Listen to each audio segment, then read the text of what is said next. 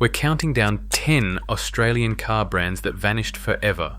They range from quirky, homegrown microcars and early electric pioneers to wild performance dreamers and a national icon.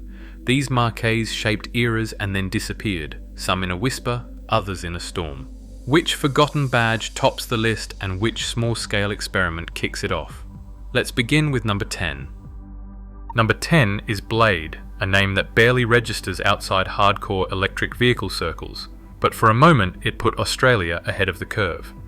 Around 2008, in a Castlemaine workshop, Ross Blade's team took brand new Hyundai Getz hatchbacks and rewired them for the future, swapping petrol engines for batteries and an alternating current induction motor. The result was the Blade Electron, a plug-in electric city car with a claimed range of 80 to 120 kilometers, depending on the battery pack. Charging was slow, public chargers were nearly non-existent, and the price tag kept most buyers away. Still, about 50 were built, enough to earn Blade the unofficial title of Australia's first commercially sold production electric vehicle. Early adopters recall the eco badges, the whir of the motor, and the feeling of driving something years ahead of its time. Blade faded quietly as global giants rolled out their own electric cars, but for a handful of Aussies, the future once arrived in Getz-shaped packaging. Sydney's Ascort coupe turned heads in 1958 with its sleek fiberglass body and a rare blend of European flair and Aussie ingenuity. Built by Continental Coachwork, the Ascort rode on a heavily modified Volkswagen Beetle chassis, but it was no simple rebadge.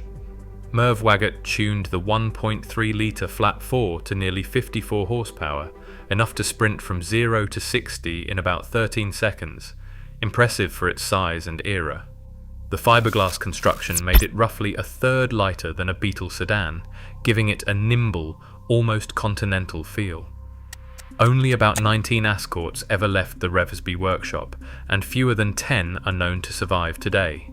For collectors, it is a unicorn, part Carmen Ghia and part homegrown dream, remembered for its wire-style hubcaps, wraparound glass, and the optimism of a time when a handful of craftsmen could try to build something truly different. Sydney's Buckle Motors brought a splash of fun to Aussie roads with the Goggomobil Dart, a car so small you did not open a door, you climbed over the side.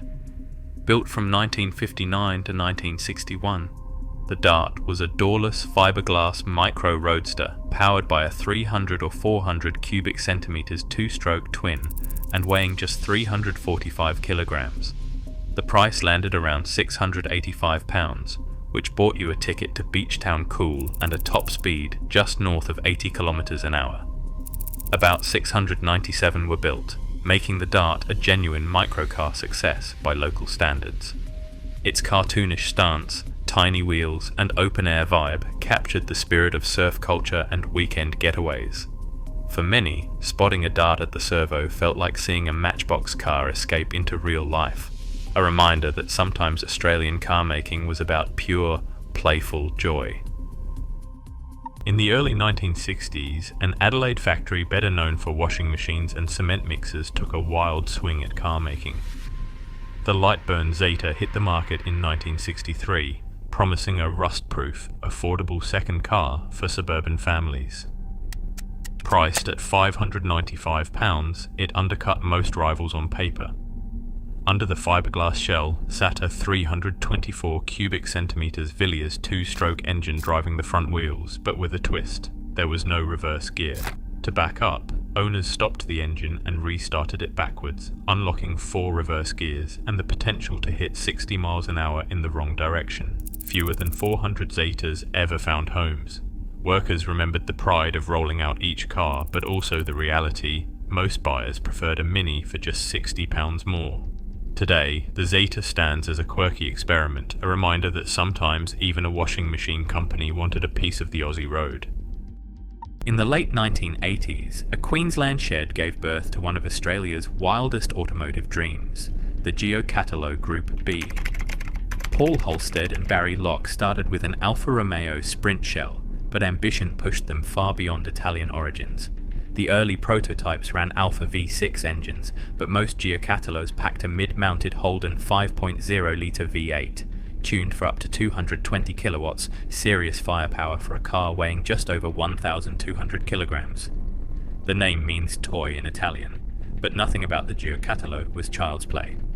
Only about 15 to 18 were ever built, each one a hand-finished wedge of 80s excess, with deep dish alloys and rally-inspired arches. Magazine features called it Australia's answer to Ferrari, but the project ran aground on certification costs and Australian design rule headaches. By 1989, the dream was over, leaving behind a handful of survivors and a legend that still sparks disbelief among car spotters and collectors. Launched at the 1974 Melbourne International Motor Show, the Purvis Eureka looked like something straight out of a sci-fi film, low, sharp and doorless, with a whole front canopy that tilted up for entry. Underneath, it borrowed the humble Volkswagen Beetle's floor pan and engine, but the body was pure Aussie imagination, all fiberglass angles and wedge-shaped bravado. Buyers could order a kit and build it themselves in the shed, or take delivery of a finished car. Manuals and club newsletters from the era are filled with tales of weekends spent trimming fiberglass, wrestling with canopy seals, and swapping tips for brake upgrades. 3 main series ran from the mid-1970s through to 1991, with several hundred, maybe even into the low thousands, finding homes across Australia. The Eureka became a badge of do-it-yourself pride, and its owner club still swaps stories and advice decades later. Spotting one in the wild today feels like stumbling on a relic from a parallel future, where every kid's dream car actually made it onto the road. In the early 1950s, Sir Lawrence Hartnett set out to give Australia its own, truly independent car. The Hartnett Pacific was a compact sedan with an aluminium body and a flat-twin, air-cooled engine licensed from French designer Gregoire. Around 120 cars were finished, but the vision always ran on a knife edge. Hartnett, fresh from a falling out with General Motors Holden, pushed for local content and government backing, but support was tepid and the political winds were rarely at his back. The biggest blow came when the contracted body supplier defaulted, leaving rows of unfinished chassis and no way to complete production. Parliamentary debates hinted at behind-the-scenes pressure from established giants who did not want a new rival. Hartnett's dream stalled, not for lack of ideas, but because the money and supply chain dried up. Today, the handful that survive stand for an alternate history, a moment when Australia nearly took a different road in car making. In 1973, Leyland Australia rolled out the P76, a bold, homegrown sedan with a reputation as wide as its boot. The company promised a car that could swallow a 44-gallon drum with room to spare, powered by an aluminium 4.4-litre V8 or a 2.6-litre six-cylinder. But dreams of challenging the Kingswood and the Falcon quickly ran into trouble. The timing could not have been worse. Strikes, panel gaps you could see daylight through, and the oil crisis all hit within months of launch. Leyland's Zetland plant became a battleground of quality issues and mounting debts. Then came the Force 7 Fastback, a striking coupe with just 56 to 60 built. Most never left the factory. In a decision that still stings, management ordered nearly all Force 7s destroyed, with only about a dozen escaping the crusher.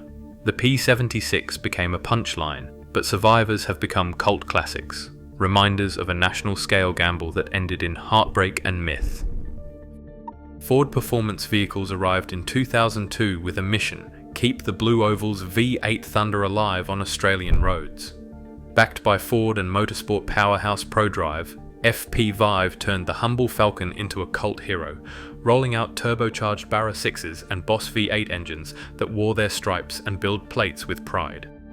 Every detail, from the FPV branded startup screens to the quad exhausts, was designed to stand out at Bathurst, street meets and the local servo.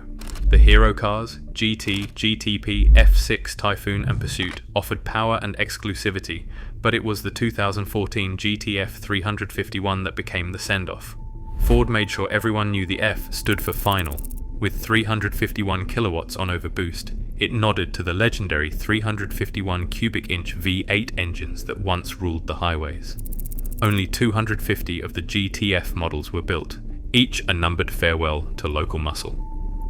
When FP5 shut its doors in September 2014, the last Falcon-based performance car rolled off the line, closing the book on Ford's factory-backed Aussie muscle. For many, the sound of a GTF at full tilt still echoes, a modern legend gone, but never forgotten. The first Holden rolled out of Fisherman's Bend in 1948, a modest 48 215 sedan that would become the foundation of Australia's own car culture. Over the next 7 decades, Holden built almost 7.7 million vehicles, each one carrying the Lion badge that turned up in driveways, footy car parks, and on highways from Perth to Cairns. The Commodore became shorthand for the family road trip, the Ute for the working week, and HSV specials for every Bathurst rivalry and burnout comp. For generations, a Holden was not just transport, it was a ritual, grabbing new model brochures from the dealer, washing the car on a Sunday, firing up a V8 at Cold Idle, or arguing red versus blue at the pub. But the road to the end was long and public. In December 2013, Holden announced that local manufacturing would cease. On 20 October 2017, the Elizabeth plant in South Australia built its final car. That day, workers gathered on the factory floor, some in tears, as the last Commodore rolled off the line, closing the book on nearly 70 years of Australian-made Holdens. Yet the badge lingered on imports for a few more years. In February 2020, General Motors declared the Holden name would retire for good, winding down all sales and design operations by 2021. Dealerships shuttered, signs came down, and the Lion badge quietly faded from new car lots. Losing Holden was more than the end of a brand, it was the loss of a national touchstone. Millions of stories, memories, and family milestones tied to a single badge. In the end, Holden's two-step goodbye left a space in the Australian landscape that still feels empty. The memories remain, the Sunday wash, the cold start, the pride in a driveway. For many, the question still lingers, when will we see anything like it again? Across all 10 brands, one pattern stands out. Australian car making always fused ambition with local identity, yet even icons can vanish when global pressures and changing tastes collide.